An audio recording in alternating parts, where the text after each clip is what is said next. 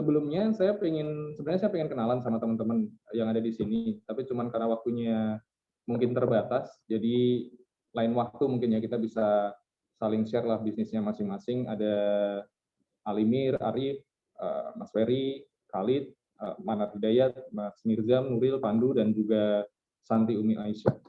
Sebenarnya Yayasan Muda Berbagi Indonesia ini bergerak di bidang apa sih dan perjalanannya seperti apa? Ini mungkin sebentar aja saya bakal share ke teman-teman. Jadi Muda Berbagi sendiri itu sudah ada dari tahun 2013, alhamdulillah. Awalnya kita seperti komunitas sosial biasa, teman-teman. Jadi kita pergi ke panti asuhan, kita bagi makanan, kemudian kita lakukan kegiatan-kegiatan sosial di jalan.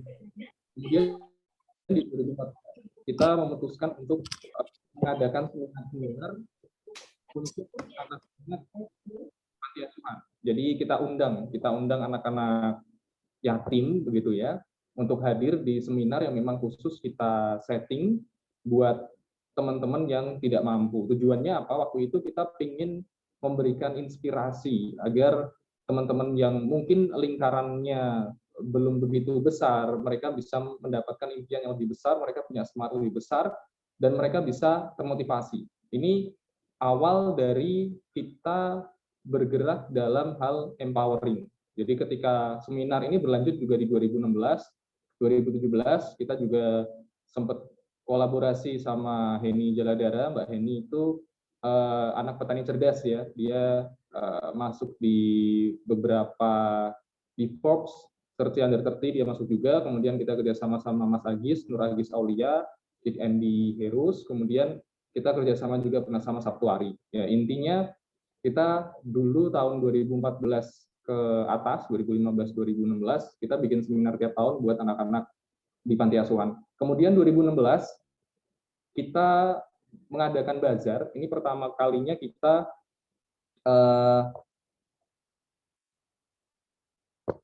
mengadakan program usaha.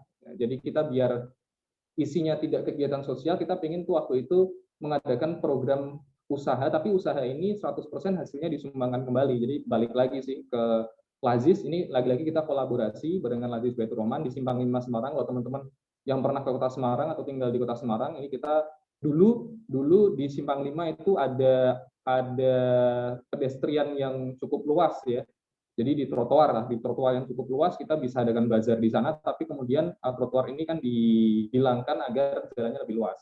2016, kemudian 2018 kita alhamdulillah menjadi yayasan resmi, Yayasan Muda Berbagi Indonesia, dan dari pengalaman-pengalaman yang sudah kita ambil pelajarannya, kita kepengen nih yayasan ini menjadi yayasan yang bisa membantu banyak anak-anak muda untuk menjadi anak-anak muda yang excellent gitu. Jadi sebagai seorang muslim lebih tepatnya menjadi seorang muslim yang excellent. Gimana sih muslim yang excellent itu? Muslim yang bisa memberikan manfaat itu gimana sih? Nah, core value dari yayasan kita ambil menjadi 3.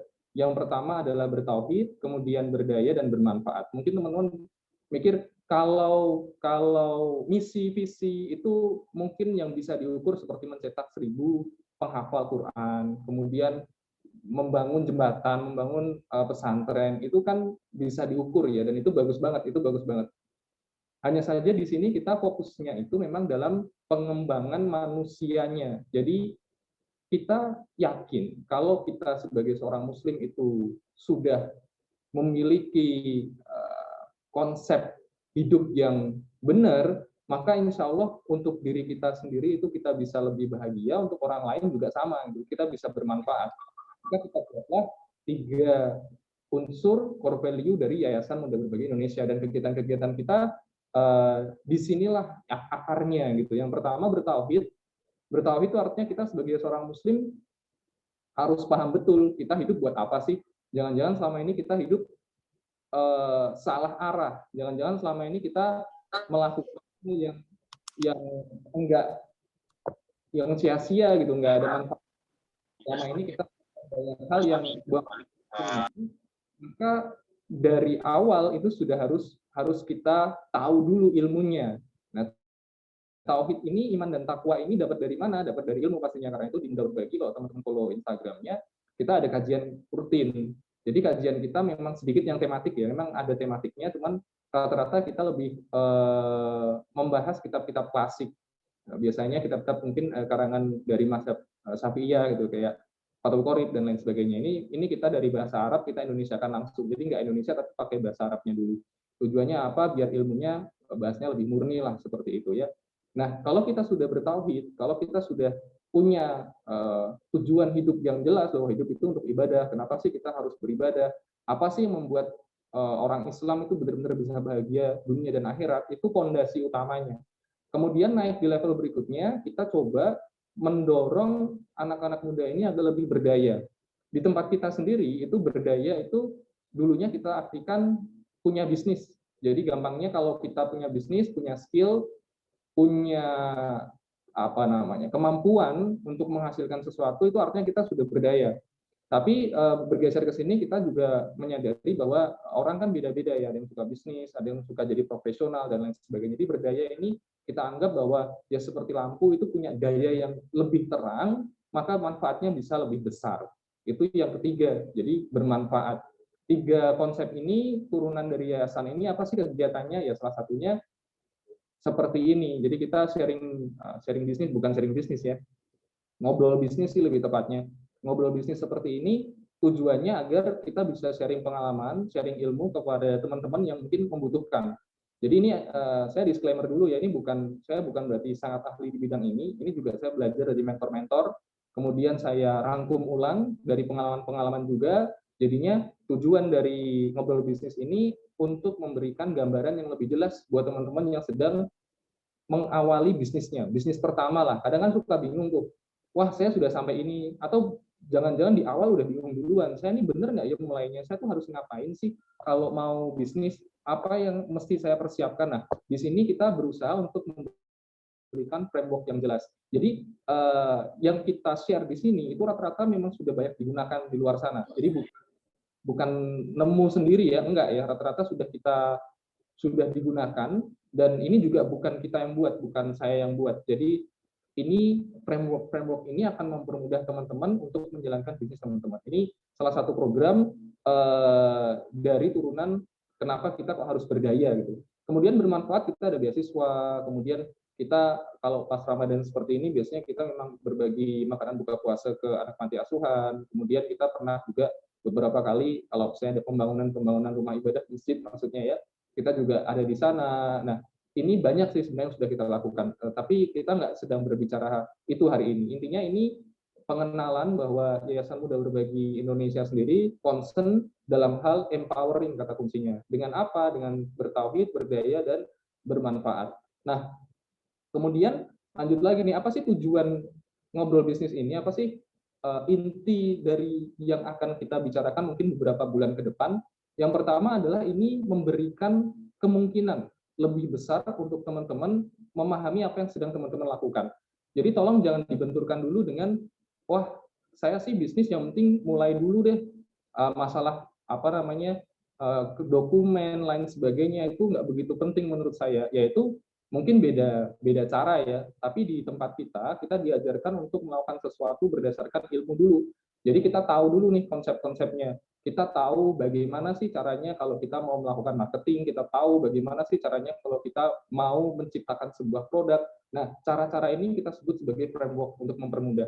Nah, di sini kemudian framework ini akan kita gunakan ketika terjadi sesuatu, ada yang tidak beres misalnya, kita bisa evaluasi di bagian-bagian yang kita tahu. Ini bedanya sama orang yang langsung langsung terjun bebas gitu ya, tabrak semuanya. Ini bukan masalah benar atau salah ya, sekali lagi ini keputusan. Bisnis itu masalah keputusan, nggak ada benar, nggak ada salah, karena rezeki udah dijamin sama Allah. Ya siapa tahu orang yang langsung mulai nggak tahu apa-apa, kemudian tiba-tiba mereka kaya duluan. Ya kalau ukurannya uang, karena standarnya kan biasanya gitu ya. Pokoknya kalau uangnya udah banyak, artinya dia sudah sukses. Tapi sekali lagi kita kembali standarnya sesuai dengan Quran dan Sunnah. Yang salah satunya ini tadi, apakah kita sudah bertauhid, apakah kita sudah berdaya dan bermanfaat. Kalau itu sudah kita lakukan, artinya itu sukses menurut kita sebagai orang Muslim. Nah, framework yang akan kita gunakan, nah ini kurang lebih kita akan bahas ini. Mungkin di grup sudah sudah diterangkan juga sama teman-teman ya, bahwa kalau misalnya ada nanti yang baru gabung di pertemuan ketiga atau keempat, itu ada baiknya rekamannya dilihat terlebih dahulu karena ini semua nyambung. Dan ini nggak sekedar teori, dalam artian meskipun ini teori yang kita ambil dari luar, tapi teman-teman yang ada di yayasan itu sudah melakukan ini gitu. Jadi saya bicara ini bukan ngomong doang, enggak, tapi teman-teman sudah melakukan ini meskipun ya tidak semuanya sampai di level scale up atau sistemasi dan team building, belum. Tetapi kita sudah melakukan ini, unit program, unit usahanya ada, penjualannya juga ada, begitu ya, dan orang-orang yang berkembang di dalamnya juga ada. Ini yang kita lakukan, dan ini setiap bagian itu prosesnya mungkin agak lama. Jadi jangan dibayangkan bisnis itu, wah saya pengen nih setahun 2 tahun langsung punya bisnis autopilot. Ya mungkin bisa, tapi tolong kalau teman-teman memulai bisnis, mindsetnya itu dibayangkan bisnis itu kayak maraton tapi nggak ada finishnya gitu. Jadi benar-benar teman-teman akan terus berkutat dengan hal-hal yang berkaitan dengan bisnis prosesnya teman-teman. Kalaupun teman-teman mungkin mendengar ada pebisnis yang sudah autopilot gitu ya, dan saya kenal beberapa orang yang memang bisnisnya autopilot, itu mereka sendiri kalau tidak berbuat sesuatu, artinya ninggal aja begitu aja bisnisnya, itu rasanya tuh benar-benar ada yang kurang, benar-benar ada yang harus dilakukan gitu ya. Di Robert Kiyosaki sendiri itu mengatakan hal yang sama dalam bukunya. Kalau mungkin teman-teman sudah baca bukunya Robert Kiyosaki, Rich Dad Poor Dad, itu ketika dia sudah mencapai posisi bisnisnya bisa ditinggal kemana-mana, itu tuh ada rasa yang hilang, dan itu cuma beberapa bulan, dan kemudian dia ingin membangun bisnis yang baru lagi. Sama seperti mungkin founder-founder startup besar yang kemudian dia resign dari startupnya, itu pada akhirnya dia ingin melakukan sesuatu lagi gitu, karena manusia pada dasarnya itu nggak bisa diem, mereka ingin berkontribusi, melakukan sesuatu untuk kehidupan ini. Nah, jadi ini ketika tapi juga bukan berarti ini nunggu selesai semua materinya teman-teman baru bisnis, yaitu kelamaan juga. Ini sekedar pelengkap saja untuk memudahkan teman-teman nanti ketika teman-teman sudah mulai usaha, sudah berjalan usahanya gitu ya. Apa sih yang kita butuhkan? Kalau judulnya kan model bisnis pertama yang paling sering di skip gitu ya. Apa sih yang paling sering di skip kalau kita mau membuat bisnis? Yang pertama itu justru tentang persiapan personal, tentang persiapan diri sendiri ketika kita benar-benar memutuskan mau bisnis. Ada dua pertanyaan yang teman-teman harus jawab ketika teman-teman untuk bisnis. Yang pertama adalah, saya itu nyoba bisnis, atau saya itu benar-benar serius hidup saya nanti ke depannya. Ya saya adalah seorang entrepreneur, saya adalah seorang pebisnis. Ini jawaban yang perlu teman-teman temukan. Apakah teman-teman ini pengen benar-benar serius menekuni bisnis atau sekedar coba-coba? Tapi sekali lagi, ini kondisi ideal. Nggak ada salahnya orang bisnis coba-coba, nggak ada salahnya. Tetapi kalau teman-teman sudah tahu duluan, maka teman-teman akan memahami bahwa bisnis itu sifatnya, satu tadi maraton, dua zigzag, nggak lurus seperti yang kita inginkan. Kalau teman-teman melihat ada teman-teman pebisnis yang di awal langsung sukses, jangan salah, ketika dia bilang dalam tanda kutip sukses, di dalam kesuksesannya, di dalam omsetnya yang besar itu, pasti banyak masalah. Pasti banyak masalah. Masalah yang dimaksud apa? Entah itu sumber daya manusia, masalah regulasi, masalah pajak, masalah pengembangan produk, masalah market yang kemudian berubah, pergeseran-pergeseran itu semua membutuhkan keahlian sebagai seorang pengusaha. Nah, kalau dari awal konsepnya adalah asal tabrak dan tidak ada personal preparation yang baik, maka nantinya di ujung ketika terjadi sesuatu, dia kemudian lemah duluan, tidak bisa mengambil keputusan-keputusan yang tepat, meskipun perjalanan bisnis itu kebanyakan juga membentuk pengusaha memiliki mental yang benar. Nah, ini yang salah satu yang paling sering di skip sama teman-teman pengusaha yang baru mulai, termasuk saya. Saya dulu awal mulai usaha kuliah ya, waduh kuliah tahun berapa udah lupa. Pokoknya kuliah saya punya bisnis bimbel. Waktu itu udah ada belasan mentor di kota Semarang, namanya Rumah Belajar. Saya di awal itu langsung gede, jadi memang nggak sempat ngalamin susah cari prospek, susah cari susah cari klien gitu ya, belum sempat. Tapi kemudian ketika bisnis saya berkembang, di sana saya nggak ada ilmu untuk mengembangkan dan mempertahankan. Nah, ini yang saya baru tahu sekarang gitu. Saya mikir kalau dulu saya tahu ini, saya harusnya mungkin sekarang udah punya bimbingan belajar yang benar-benar profesional, tapi ternyata enggak. Nah, tapi itu memberikan pengalaman buat saya untuk bisnis yang kemudian. Nah, personal preparation ini kita bisa bagi menjadi beberapa, tapi yang paling penting adalah kita ngomongin soal mindset. Kita bicara tentang growth mindset dan entrepreneur mindset.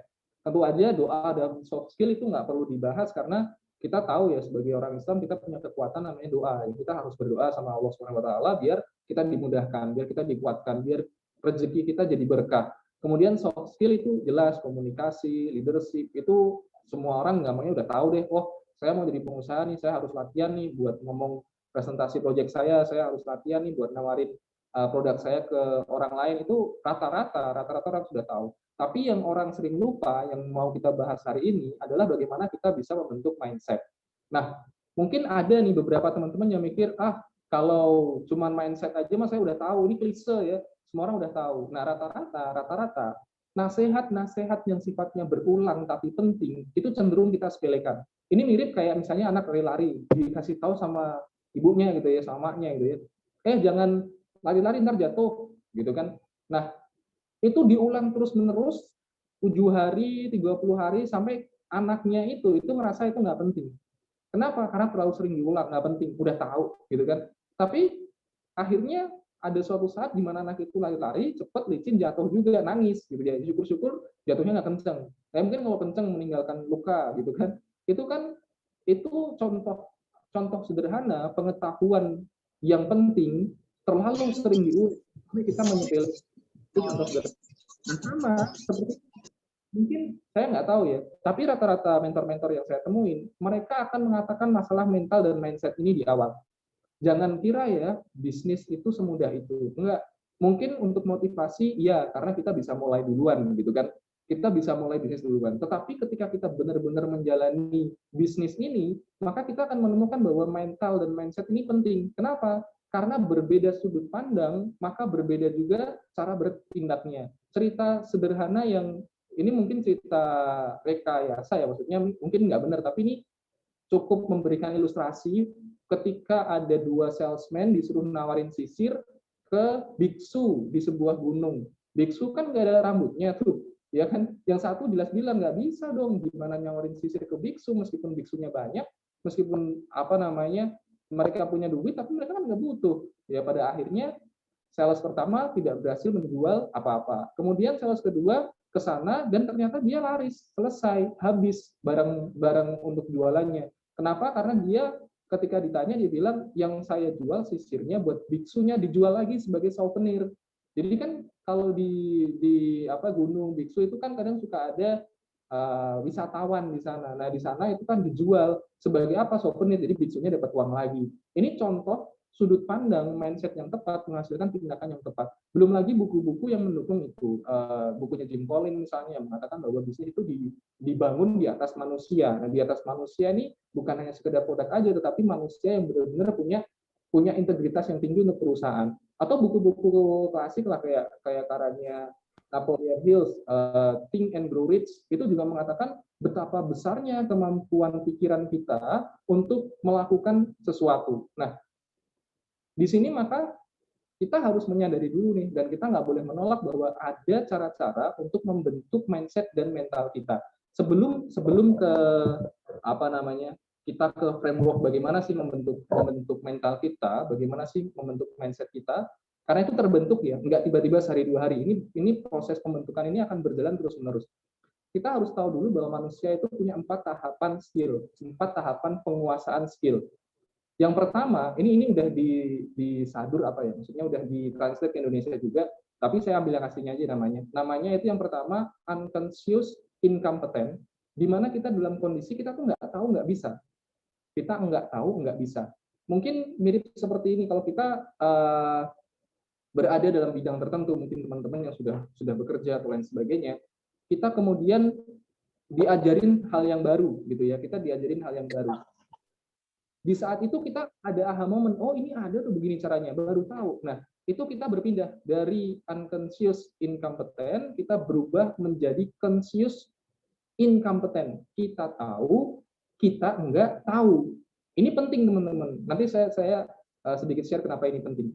Tahapan kedua adalah kita itu menyadari kita nggak tahu. Kita tahu lemahnya di mana. Ketika misalnya kita, karena saya kan digital marketer ya, saya bikin iklan saya kok nggak bagus nih, saya nggak tahu tuh salahnya di mana.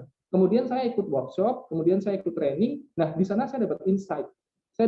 Oh gini tuh caranya, tapi saya belum tahu bagaimana memperbaiki kesalahan iklan saya. Itu saya dari tidak tahu, ya tidak punya kemampuan dan tidak tahu, saya jadi tahu, oh saya harus belajar itu. Itu fase yang kedua. Fase yang ketiga adalah conscious competen. Conscious competen itu di mana kita sadar dan kita sudah bisa. Kayak orang pertama kali naik motor, oh gas, rem, rating kanan, rating kiri, itu masih pakai mikir. Nah kemudian fase keempat ini fase mastery. Fase mastery adalah di mana saat kita unconscious competen. Kita sudah memiliki kompetensi yang sangat tinggi, sampai-sampai kita tuh nggak perlu mikir, kita sudah kompeten. Ini mungkin mirip sama kayak kalau misalnya ada orang melihat bahan bangunan, oh ini bahan bangunan bagus nih, langsung tahu dari sekali lihat sekali sentuh. Nah, mungkin kalau kita yang nggak pernah ke toko bangunan bingung kan intuisinya seperti apa, ini bahan barat, ini bahan bagus apa nggak bagus. Atau Warren Buffett yang kemudian dia bisa milih, oh ini saham bagus, ini nggak bagus. Dia kan butuh waktu, butuh proses untuk mencapai mastery itu. Nah 4 tahapan skill kita harus paham. Nah ini kenapa penting? Karena kadang-kadang kita terima nasihat, kamu melakukan apa yang saya lakukan aja, insya Allah berhasil. Tapi kita nggak tahu konsep 4 ini, kita nggak tahu tangga-tangga tentang skill ini. Bisa jadi orang yang ngomong seperti itu, ya, bisa jadi orang yang ngomong seperti itu sudah levelnya mastery. Dia nggak tahu, dia nggak sadar, dia tuh ahli banget tuh ngomongin komunikasi, negosiasi, nawar barang, jualan barang, dia tuh jago banget. Dia nggak sadar tapi. Nah, kita yang mungkin dalam kondisi tidak mengenal pengalaman itu sebelumnya, tiba-tiba dikasih tahu, udah mulai aja, hasilnya beda banget.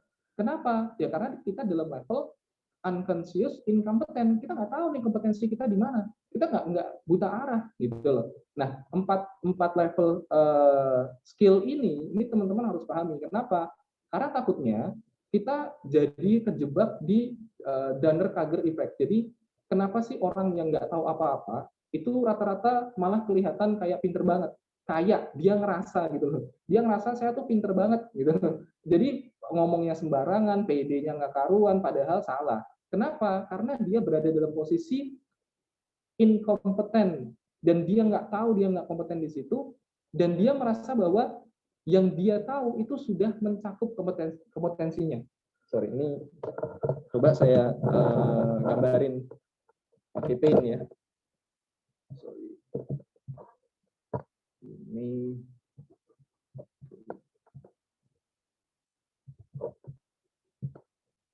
oke. Nah, jadi misalnya seperti ini nih. Ini juga kita sering terjebaknya di sini. Jadi kita punya 4 tangga tadi gitu kan. Nggak bagus-bagus amat nggak apa-apa ya. Di sini unconscious incompetent. Di sini conscious incompetent. Di sini conscious competent. Ini unconscious. Orang yang cenderung di sininya banyak nih, dia tahu, ya, tapi dia nggak merasa, ini bahaya banget nih. Dia nggak ngerasa nggak tahu, pede lagi.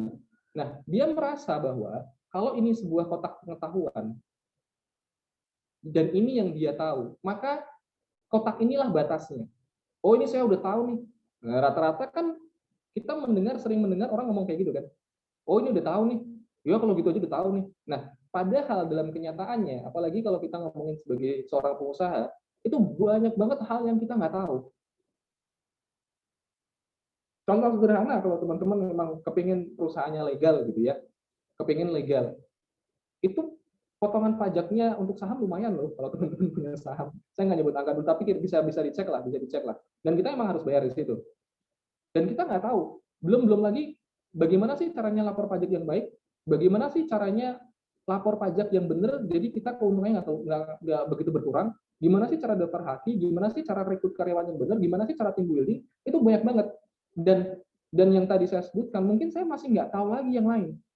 Nah, ini pentingnya kita punya mental dan mindset yang benar.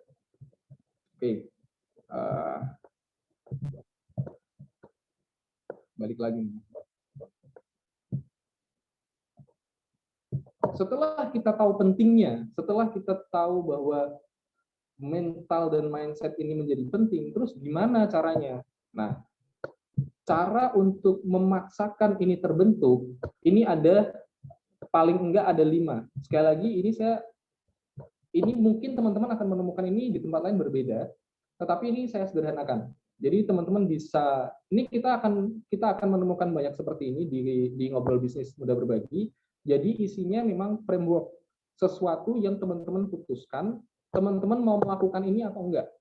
Ya, jadi ini bukan sekedar tahu selesai enggak. Justru kesulitannya adalah ketika teman-teman sudah tahu tadi itu, sudah conscious incompetent, teman-teman bagaimana merubahnya menjadi conscious kompeten dan kemudian mastery unconscious kompeten, dan ini semua butuh proses. Apakah saya sudah melakukan semuanya? Jawabnya belum ya. Ini sekali lagi ini modelnya kita berbagi aja, bagi ilmu, bagi pengalaman. Ini saya sekali lagi disclaimer, ini saya sekedar berbagi pengalaman. Kalau ini berguna buat teman-teman, teman-teman bisa lakukan. Buat teman-teman nggak setuju, teman-teman bisa pilih cara-cara lain. Nah, bagaimana membentuk mindset entrepreneur yang kuat? Teman-teman harus memiliki 5 ini. Yang pertama tujuan. Kalau tujuan cukup jelas ya. Oh, saya pengen jadi pengusaha nih. Oke, pengusaha seperti apa? Pengusaha bergerak di bidang apa? Pengusaha yang bagaimana? Kalau tujuan ini sudah jelas, maka teman-teman harus mencari paling tidak 4 bagian ini. Yang pertama adalah pengetahuan, knowledge. Apa yang saya butuhkan, pengetahuan apa yang saya butuhkan agar purpose saya ini dapat. Nah, ini teman-teman harus gali terus, cari tahu apa yang teman-teman tidak tahu. Saya pengen bikin percetakan nih. Menurut saya misalnya, menurut saya percetakan itu butuh buku, kertas, tahu alat cetak. Nah, teman-teman gali lagi, apalagi yang saya lewatkan. Jangan-jangan ada yang saya nggak tahu nih kalau saya pengen bangun percetakan. Konsepnya harus kayak gitu. Soalnya kalau konsepnya hanya sekedar, oh saya percetakan butuh ABC selesai. Kita jadi menutup kemungkinan adanya hal-hal lain yang bisa kita tingkatkan di sana. Pengetahuannya kita harus ada. Yang kedua adalah experience. Pengetahuan aja nggak cukup kalau kita nggak ngalamin. Ini sama kayak misalnya apa ya? Mungkin gini nih, kita sakit hati. Kita sebagai anak kecil kan mungkin jarang banget sakit hati. Misalnya sakit hati dalam artian ditipu, kemudian ditinggal klien, ditinggal rekan kayak gitu kan. Nah, experience itu akan menimbulkan rasa yang berbeda. Kalau Profesor Renat Kasali sendiri mengatakan ini mungkin otot myelin bahasanya ya. Jadi ada otot bisnis bahasanya kayak gitu. Kalau teman-teman terbiasa menerapkan pengetahuan yang sudah teman-teman pelajari ke dalam dunia nyata, maka teman-teman akan mengalami pengalaman. Ini kalau di game orang gampang banget, experience-nya nambah, levelnya naik. Nah, kurang lebih kayak gitu tuh, sama. Jadi kita jangan berhenti di sekedar tahu aja, nyoba dulu aja. Coba gimana sih responnya atau reaksinya ketika kita terapkan di bisnis kita. Makin banyak experience-nya, makin bagus. Dan ingat tujuan utamanya bisnis itu sustainable. Jadi bukan sekedar saya nggak boleh gagal nih. Nah, itu nanti kita bahas setelah ini. Itu cara berpikir yang salah, karena kenapa? Semua pengusaha rata-rata itu pernah gagal. Jadi jangan khawatir nyoba, jangan khawatir untuk melakukan sesuatu. Kalau bahkan kalau di mentoringnya Profesor Renat, saya belum pernah ikut ya, cuman saya ngikutin aja. Itu salah satu caranya beliau bilang waktu di seminarnya saya pernah ikut, peserta itu harus milih pergi ke luar negeri negara mana. Aslinya kan nggak nyambung. Maksudnya kita pengen jadi pengusaha, kok kita disuruh pergi ke luar negeri, apa hubungannya? Nah, saya baru sadar setelah ada konsep ini. Oh, kalau kita menemukan pengalaman yang baru, tantangan yang baru, maka experience kita akan meningkat. Kita akan memandang sesuatu dengan berbeda. Bagaimana cara agar kita tidak melakukan hal yang rata-rata? Ya, misalnya 250 juta penduduk Indonesia, misalnya kan, mereka sekolahnya begitu, pekerjaannya begitu, tontonannya begitu, maka biasanya hasil akhirnya ya begitu. Bagaimana cara agar kita tidak begitu? Pengusaha kan harus melihat peluang, harus melihat ruang untuk inovasi, harus berpikir berbeda dengan orang-orang yang nanti membeli produk kita. Bagaimana caranya? Caranya hanya satu, melakukan dan mengalami hal yang mereka tidak lakukan dan tidak alami. mengetahui apa yang mereka tidak ketahui. Kalau semuanya nonton sinetron, maka jangan nonton sinetron, nonton TED Talk misalnya kayak gitu. Kalau semuanya kemudian sering-sering belanja pas diskon, kita jualan pas diskon. Nah, ini berhubungan dengan pengalaman. Yang ketiga adalah kita bicara tentang komunitas. Kalau teman-teman di sini rata-rata udah ikut komunitas itu bagus banget ya. Pilih komunitas yang benar, maksudnya dalam artian saya juga tahu ada komunitas modal pakai kartu kredit, itu jelas nggak benar, nggak sesuai tuntutan syariat. Berhati-hati. Kemudian beberapa komunitas yang tidak syar'i itu hati-hati. Tapi intinya komunitas ini mendukung kita untuk berkembang. Bukan komunitas buat ngerumpi ya, karena kadang-kadang wah ini saya udah punya komunitas dengan tujuan nongkrong ya, nggak gitu juga. Dan saya tahu kok beberapa komunitas bisnis yang bagus, dan saya juga ikut di sana, saya belajar banyak di sana. Kemudian yang terakhir adalah kalau ada kesempatan punya mentor itu bagus banget teman-teman. Alhamdulillah saya mengalami sendiri ketika punya mentor, itu rasanya akan lebih berbeda. Kenapa? Pengalamannya lebih banyak, kemudian wisdom-nya juga pasti lebih banyak kayak gitu. Nah, lima komponen pembentuk mindset ini coba deh kita evaluasi kembali. Termasuk saya lagi ngomong nih, kita kurang di mana ya? Jangan-jangan kita tujuannya kurang kuat duluan, kayak ya yang penting kan jalan dulu. Nah, nggak ada salahnya kalau teman-teman punya modal yang lumayan, maka ketika tutup tinggal bikin lagi gitu kan, balik lagi ke apa namanya, ke yang tadi. Ini kan tadi kita bahas ada financial planning di sini ya. Kenapa? Karena tidak semua bisnis langsung berhasil di awal. Ini yang perlu teman-teman perhatikan. Karena saya nemuin juga banyak teman-teman saya yang udah kerja misalnya kayak gitu, kemudian pengen buka bisnis. Mindsetnya udah beda kan, orang kerja sama orang bisnis. Ini sekali lagi bukan ngomongin ini bagus, ini nggak bagus. Enggak ya, semua sama-sama bagus selama semua punya tuntunan syariat yang jelas. Tetapi kita ngomongin tentang mindset yang berbeda. Mindset ini benar-benar ngaruh banget loh teman-teman, ngaruh banget. Jadi kalau misalnya kenapa rata-rata pekerja yang punya uang lebih kemudian buka bisnisnya jarang yang sukses, jarang, bukan berarti nggak ada ya, itu karena mindsetnya beda. Dia akan memikirkan hal-hal yang sesuai dengan konsep pekerjaan, bukan konsep pengusaha. Nah ini kenapa kalau teman-teman lagi punya uang hasil dari pekerjaan kemudian buka bisnis, coba deh yang balik lagi ke 5, belajar dulu, mengalami dulu, sehingga nanti lebih tajam gitu. Sekali lagi ini tidak meremehkan pekerjaan loh, dan tidak harus langsung oke saya resign, jangan, nggak juga gitu. Kita pertengahan aja. Kalau misalnya teman-teman masih kerja, masih bisa nyambi nyoba bisnis, itu nggak masalah. Maksudnya nyoba di sini apa? Teman-teman bisa nyoba produksi produk, kemudian validasi. Nanti kita akan belajar apa sih maksudnya validasi. Nah, di sini kemudian setelah kita menemukan 5 komponen ini, kita akan berusaha mengejar apa yang kita inginkan. Purpose-nya harus ada dulu nih. Loh, passion-nya di mana? Nah, sebentar ya. Kadang-kadang kalau misalnya kita ngomongin passion tuh mikirnya gini. Passion tuh yang enak-enak gitu. Kalau nggak enak, saya nggak passion. Wah, susah juga. Nggak juga ya. Sebenarnya passion tuh lebih mendorong ke arah purpose-nya agar tercapai. Jadi kita pakai purpose aja gitu. Jadi meskipun itu nggak suka, meskipun itu sakit, meskipun itu susah, ya udah dikejar aja. Meskipun kayaknya wah saya nggak passion, ya jangan gitu juga. Framework-nya nggak ada di sini. Maksudnya tidak enak sama dengan tidak passion itu nggak ada ya. Ya yang jelas kita punya tujuan, kita punya pengalaman, pengetahuan, komunitas dan mentor. Apakah harus semuanya? Nggak harus. Sekali lagi ini tidak pakem ya. Ilmu sosial tuh nggak ada yang pakem. Ini memperbesar kemungkinan. Ya, kata kuncinya itu ya. Kita memperbesar kemungkinan untuk berhasil karena rezeki sekali lagi di tangan Allah Subhanahu wa taala. Nah, kemudian mindset yang kedua adalah growth mindset. Growth mindset itu begini konsepnya. Selalu ada perbaikan. Itu kata kuncinya. Selalu ada perbaikan.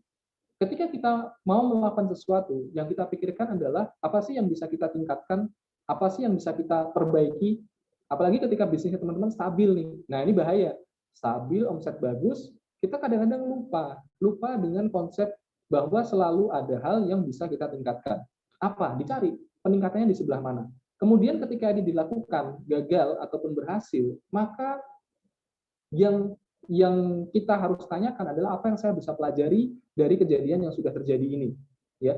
Karena konsepnya perbaikan, growth, ya, berkembang. Dan sekali lagi mindset ini sifatnya terus menerus, nggak ada lulusnya selamanya. Yang menuntut ilmu kan selamanya. Jadi kita harus benar-benar tahu apa yang saya bisa tingkatkan, apa yang saya bisa pelajari. Nah, 2 mindset ini adalah yang paling sering di skip untuk orang yang mau buka bisnis pertama kali. Biasanya kalau pengen pengen buka bisnis sih buat apa? Ya buat cari duit lah, buat apa lagi? Nah, di situ udah tujuannya cari duit dulu tuh. Kalau cari duit sebenarnya nggak perlu buka bisnis, ya kan, apalagi kalau misalnya teman-teman karyawan atau mungkin teman-teman sudah punya uang dari pekerjaan profesional, nggak harus buka bisnis, bisa invest gitu kan, yang syar'i. Nah, bisa juga teman-teman mungkin memutuskan untuk beli franchise yang autopilot itu maksudnya sudah jelas portofolionya 5 tahun berjalan dan memang punya standar khusus ya, bukan yang di bawah 10 jutaan, itu lebih ke arah peluang usaha, bukan franchise autopilot. Nah, ini juga banyak caranya gitu, nggak harus buka bisnis sendiri, bisa modalin orang juga. Karena kalau memutuskan menjadi pengusaha itu tantangannya akan berbeda. Nah, kurang lebih itu sekali lagi ini adalah gambaran umum apa yang nanti kita akan bicarakan. Saya nggak tahu ini habis berapa pertemuan ya, maksudnya kalau di Muda Berbagi sendiri kita satu teman gitu kan yang kita coba dukung, kita support gitu kan bisnisnya, ini kurang lebih butuh waktu 1-2 tahun. Itu pun masih dalam taraf evaluasi, belum nyampe sistemasi, belum nyampe team building, masih evaluasi. Sudah rilis, unit usahanya sudah rilis, financial plan-nya sudah pernah bikin, bisnis plan-nya sudah pernah bikin, tetapi belum sampai sistemasi karena biasanya market fit ini butuh waktu yang lumayan banyak kalau kita nggak ada modal, apalagi kalau misalnya mentok kayak begini kan, COVID. Nah, gimana dong tuh COVID? Ya semuanya pada turun gitu kan. Kalau misalnya kita setengah-setengah hati, ya udahlah, kita mungkin nggak bisa lagi jadi pengusaha, kita lamar kerjaan aja. Enggak salah, sekali lagi nggak salah. Tapi ada hal yang apa namanya? Kalau karyawan itu capai, pengusaha itu juga tidak bisa capai. Ada hal yang pengusaha bisa capai, tapi karyawan nggak bisa capai. Itu semuanya punya plus minus. Jadi siap-siap dengan konsekuensi. Kalau pengusaha misalnya, wah pengusaha enak ya punya waktu, iya, bagian itu iya, gitu kan. Kalau pengusaha full time, teman-teman sudah merasakan, oh saya bisa. Jadi saya pengen jalan-jalan, ketika orang lain nggak pengen jalan-jalan, ya jadi Senin jam 11 jalan-jalan, itu kayak mall punya sendiri, bisa ke mall atau tempat wisata, ya pilihnya Senin Selasa lah. Kalau bisa, kalau malam ya itu Senin Selasa. Tetapi di sisi lain, gimana kalau karyawan tiba-tiba omsetnya turun, kita nggak punya duit, tiba-tiba market berubah. Ini kayak KFC, Pizza Hut, LG pun yang smartphone kan akhirnya memutuskan pergi. Ya memang seperti itulah, bisnis seperti itu. Nggak ada patokan pasti sukses, nggak bisa. Sekali lagi karena kita percaya memang rezeki itu yang ngasih Allah. Nah kalau kita nggak percaya, maka kita akan bilang, oh kita harus kerja keras agar apa namanya rezekinya banyak ya. Kenapa kita harus belajar agar ikhtiarnya itu bagus? Ya karena kita pengen dapat pahala ikhtiar sebaik-baiknya. Simpel aja gitu loh. Jangan kemudian kita menyandarkan, wah ini saya sukses gara-gara saya pinter. Enggak juga. Gimana kalau ditakdirkan misalnya lahirnya di Palestina, di Syria, yang mikirnya cuma makan sama hidup, ya kan? Itu kan kita jangan sampai sombong di sana. Nah, sekali lagi, tujuannya kita perjelas dulu bahwa ini untuk memberikan gambaran lebih jelas ketika teman-teman ingin memulai bisnis teman-teman yang pertama. Yang kemudian kedua, memperbesar kemungkinan, probabilitas untuk berhasil.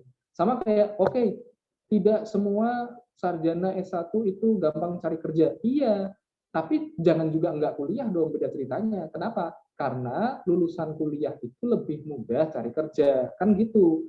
Jadi tolong jangan terlalu ekstrim bahasanya. Sekali lagi kita ambil sikap pertengahan aja. Saya jelasin dikit dulu nanti apa aja yang kita pelajari bareng-bareng. Yang pertama adalah kita ngomongin tadi sudah kita ngomongin personal preparation. Teman-teman silakan cari sendiri mentornya, komunitasnya, pengetahuannya, tujuannya, kemudian pengalaman-pengalaman itu bisa disusun menjadi sebuah jadwal atau schedule. Kemudian yang kedua kita ngomongin business plan. Nah ini kadang-kadang harus mikir duluan di sini. Sekali lagi nggak cocok ya buat orang yang pengen tabrak aja, nggak cocok. Business plan kita nanti buat bisnis model Canva yang sudah pernah buat kita buat lagi biar ingat. Kemudian kita buat funnel-nya, kita buat marketing plan-nya dan lain sebagainya. Kemudian kita siapkan financial plan-nya, berapa targetnya, kita pengen jualan berapa, HPP berapa, biar tetap berapa, kita perlu digaji nggak sih, kita tuh bisa ambil duit dari bisnis nggak sih, itu kita ngomong di financial plan. Evaluasi ini udah bener nggak? Saya nonton wisata kuliner, iseng-iseng nonton wisata kuliner, kemudian saya justru menemukan hal menarik dari yang jual. Yang jual bilang gini, ini ramai banget ya restorannya. Saya kalau buka warung ini, saya cek pembelinya balik lagi nggak 3 kali, balik lagi nggak intinya. Kalau nggak balik lagi, banyak yang beli nggak balik lagi, saya rubah resepnya. sampai saya menemukan resep yang bikin orang balik. Nah ini dia kan sedang ngomongin repeat order. Dia kan lagi ngomongin repeat order, kunci dari marketing, kunci dari selling, kunci dari kasnya perusahaan. Tanpa sadar, bapaknya tanpa sadar tahu gitu bahwa dia butuh repeat order. Kemudian produknya harus pas dengan marketnya, tanpa sadar lagi. Mungkin kalau ditanyain soal kompetensi yang tadi unconscious competence itu apa, nggak paham dia. Tetapi secara naluriah mungkin ya, dia tahu bahwa kalau ini nggak enak orang nggak balik lagi. Kalau orang nggak balik lagi, saya nggak dapat penghasilan terus menerus. Nah ini contoh evaluasi. Kadang kita terbutakan dengan inovasi diri kita sendiri. Jadi sok ngerasa paling benar gitu. Karena saya juga ngalamin. Saya buat nih produk, terus wah ini kenapa ya nggak berhasil? Nah, kalau produk ini sudah dites di market yang benar, market yang pas, tapi marketnya menolak, ya itu berarti produknya selesai gitu loh. Nggak usah yang aneh-aneh. Kenapa nggak ganti produk? Kenapa nggak ditingkatkan produknya? Jadi jangan sok-sokan kekeh di sana. Contohnya kayak Nokia lah. Nokia dulu punya Symbian, kemasukan Android kayak nggak terima gitu kan, nggak terima, saya nggak mau masuk pasar Android, ujung-ujungnya dia masuk pasar Android juga. Kemudian kalau tidak berhasil, apa yang kita lakukan? Pivot, kita rubah strateginya, entah itu secara ekstrim atau entah itu parsial. Contohnya udah banyak. Starbucks dulu tuh awalnya bukan kafe, Starbucks tuh awalnya pengolahan biji kopi.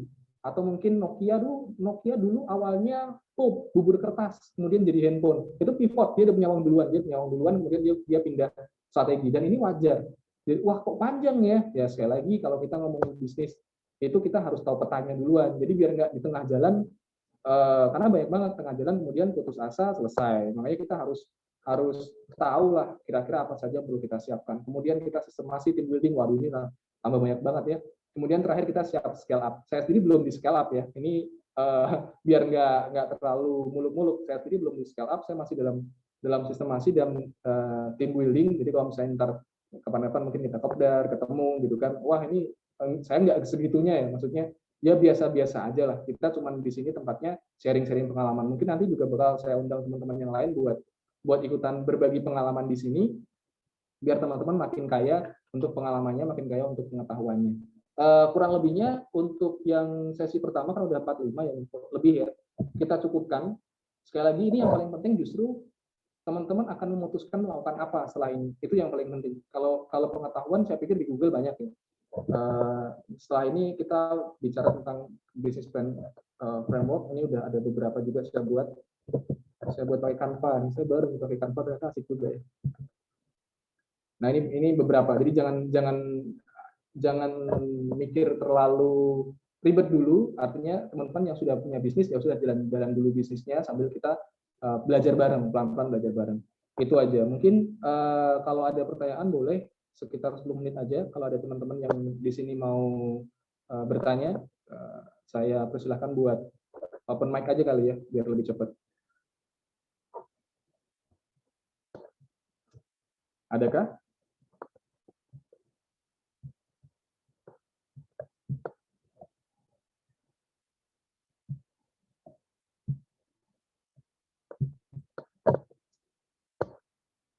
Lewat chat boleh, pakai open mic juga bisa. Nah, ini ada yang baru gabung padahal udah mau selesai kita. Ya.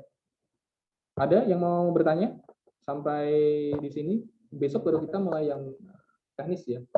Besok kita baru mulai yang teknis. Silahkan kalau ada yang mau tanya. Sampai 10 ya sampai jam 11 lah kalau misalnya jam tanya cukup panjang. Yang tahu aja saya jawab, yang nggak tahu nanti coba kita bareng-bareng. Ini oke, Waalaikumsalam di chat ya.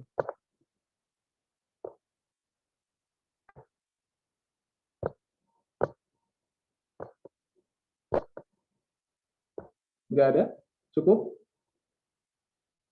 Atau ada yang mau share nih? Saya kepingin tahu ada yang sudah punya bisnis berjalan nggak di sini? Ada yang sudah punya bisnis berjalan atau ada ide bisnis yang mau di-share?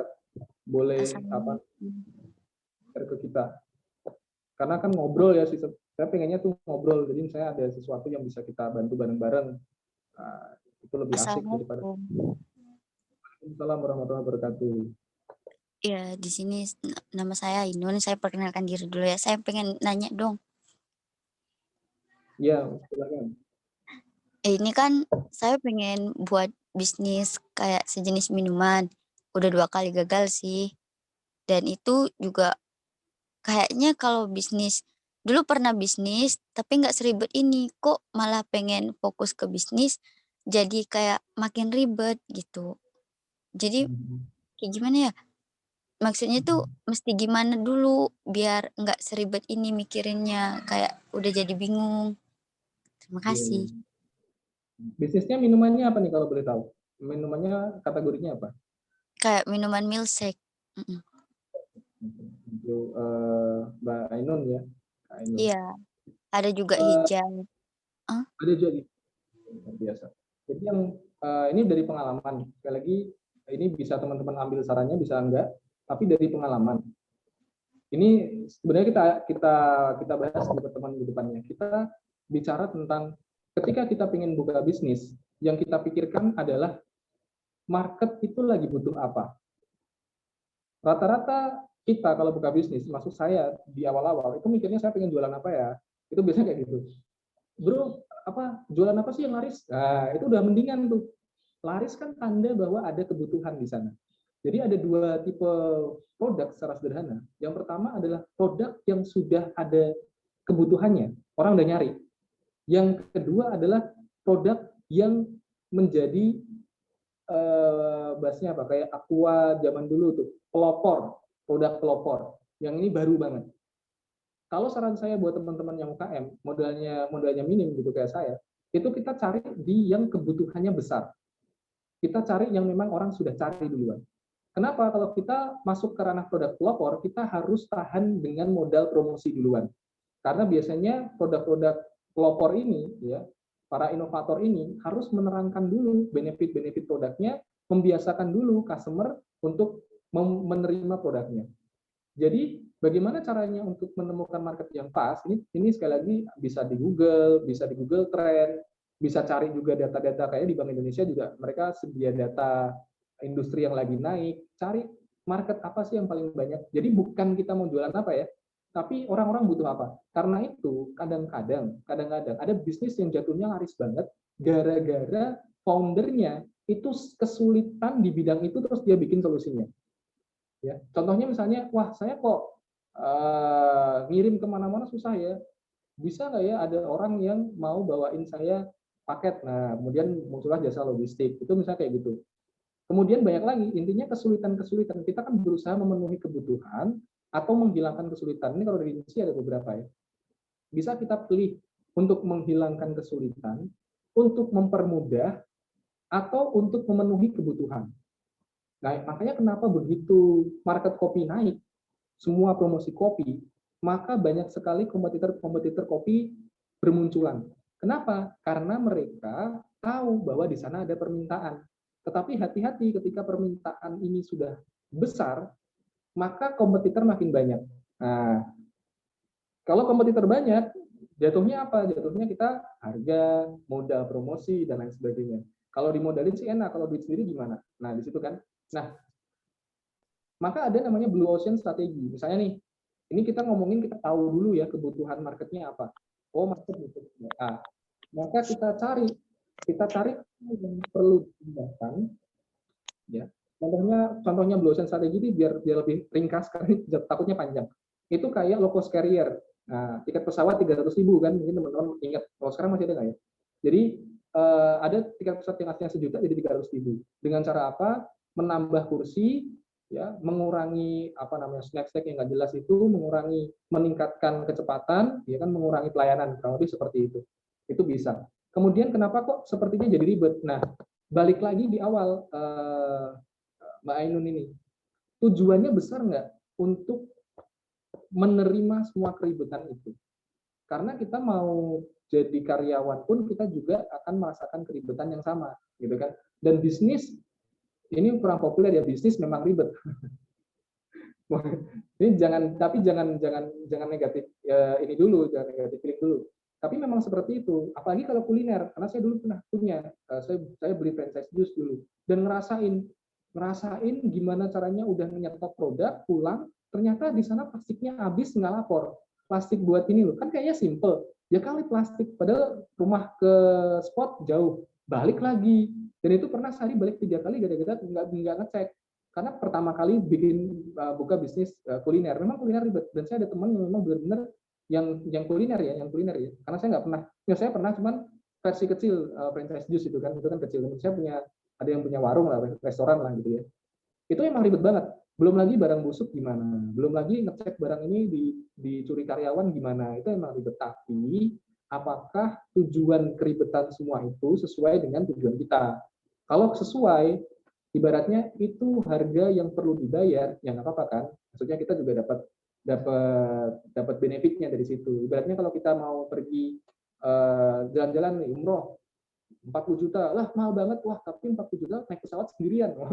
Misalnya kayak gitu, yang kagak umpuk-umpukan ya, dibuka tawaf sendiri misalnya ya mau kan kita 40 juta berdasarkan value yang ditawarkan.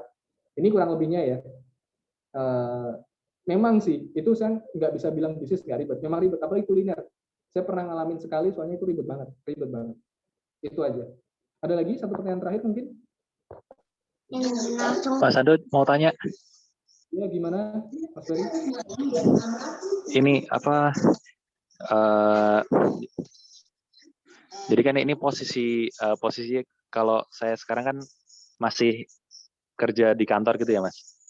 Terus kalau buat bisnis kan istilahnya feeling berbisnisnya kan bisa jadi kurang gitu. Nah, tadi kan Mas Ado bilang yang kayak data-data tentang perkembangan industri kayak gitu. Nah, itu mau tanya biasanya rujukannya apa aja gitu Mas? Apa majalahnya apa? Terus apa ada website apa yang sekiranya nanti bisa buat nambahin feeling bisnisnya biar nanti pas apa jalanin usahanya itu bisa lebih pas gitu. Terima kasih. Jadi yang pertama kalau kita ngomongin feeling itu jatuhnya di sini ya. Data itu lebih ke teknis. Kalau ngomongnya feeling, kita jangan lupa kita temukan pengetahuan, pengalaman, dan komunitas dengan tujuan yang jelas. Kalau syukur-syukur ada mentor di sana. Ini kenapa ekosistem? Karena ini akan membantu teman-teman untuk mencapai tujuannya teman-teman. Ini kenapa ekosistem. Jadi ini lebih dari sekedar hanya tugas kelas, enggak. Kalau teman-teman berada dalam posisi ini di bagian 4 ini, maka teman-teman akan merasakan bahwa memang ada beberapa manfaat yang langsung diterima waktu itu. Lebih semangat, lebih pinter, lebih bisa berkreasi karena teman-temannya ada gitu ya. Itu kalau feeling. Kemudian kalau data, saya udah nggak pernah baca majalah lagi sebenarnya kalau data. Mungkin kalau majalah lebih ke arah kayak Soul Magazine, majalah-majalah bisnis itu dilahap aja, siapa tahu ada. Kalau saya mainnya langsung Google, karena Google apa sih yang nggak ada gitu kan. Saya nyari data apa, kemudian saya cari data yang spesifik, itu biasanya Google yang ngasih tahu. Setahu saya yang provide itu kayak Hootsuite, itu provide data di sana, tapi dia juga sekedar menginfografiskan dari penyedia layanan data, kayak apa sih namanya itu yang penyedia layanan data. Jadi itu Indonesia kan punya riset tuh loh, lembaga riset tersendiri, itu ada kok. Googling aja, saya misalnya googling muncul itu, kemudian saya download di sana. Gitu. Jadi kalau data, urusan data kasih Google aja. Kadang-kadang malah muncul iklan jualan data penjualan Shopee selama 2 tahun. Nah, kalau itu merasa diperlukan juga diambil nggak apa-apa. Kayak gitu, Mas Ferry. Jadi kalau data lebih kayak gitu. Ini ada yang ngechat ya. Ini terakhir ya dari Mas Ari Wijaya. Mau nanya Mas, status pegawai mau mencoba berbisnis dengan orang lain karena pegawai kan nggak bisa meninggalkan jam kerja. Ini udah solusi bagus. Maka untuk produksi mengandalkan partner tersebut. Usahanya membeli buah dari petani, bungkus, jual lagi. Tapi kemudian modal dibawa lari. Astagfirullahaladzim. Saya akhirnya malah nombok menanti uang, banyak pihak menimbulkan trauma cukup membekas. Untuk kasus baru pertama bisnis, apakah sebaiknya memang dikontrol sendiri dalam usaha, bagaimana menemukan rekan yang memang dapat dipercaya. Jadi, bismillah dulu ya, ini sekali lagi ini sifatnya saran ya. Bisnis nggak harus semuanya sendiri. Berpartner itu sangat bagus. Saya sendiri bisnis yang paling berkembang itu justru bisnis yang punya partner. Saya bahkan partnernya 2 di tempat saya. Satu sudah PT gitu kan, yang 2 masih dalam proses. Nah, jangan trauma, kan baliknya kita pengalaman. Apa sih yang bisa kita pelajari dari sini? Ini kan penting juga. Tujuannya apa? Tujuannya kita bisa berkembang pesat.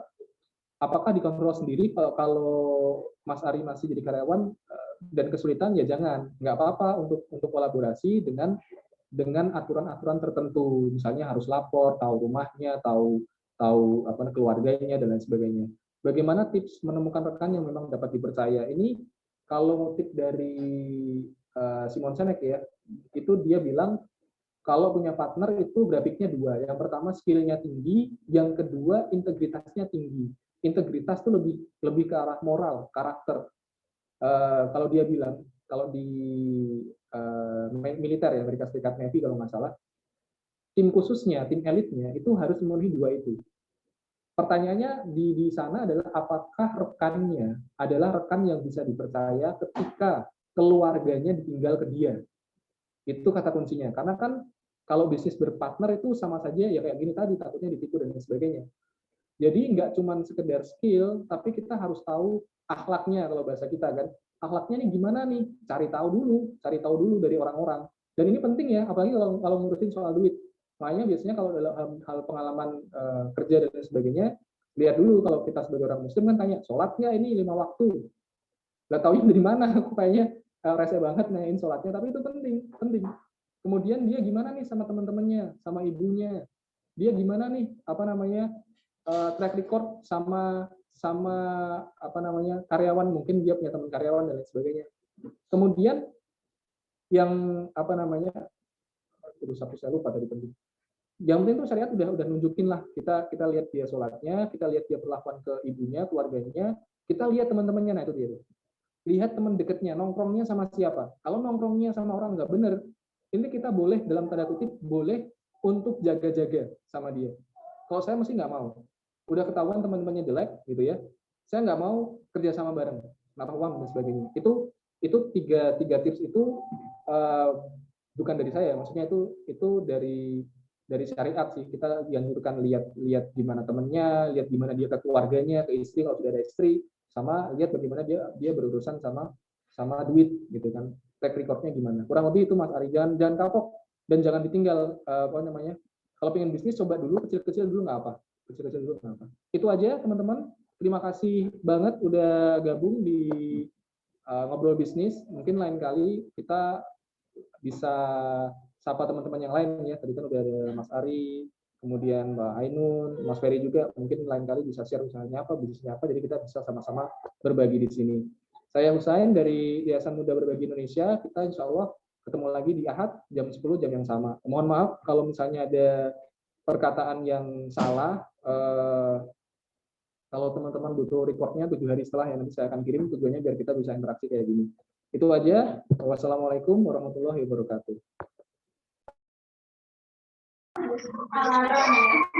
Terima kasih Mas Sandu.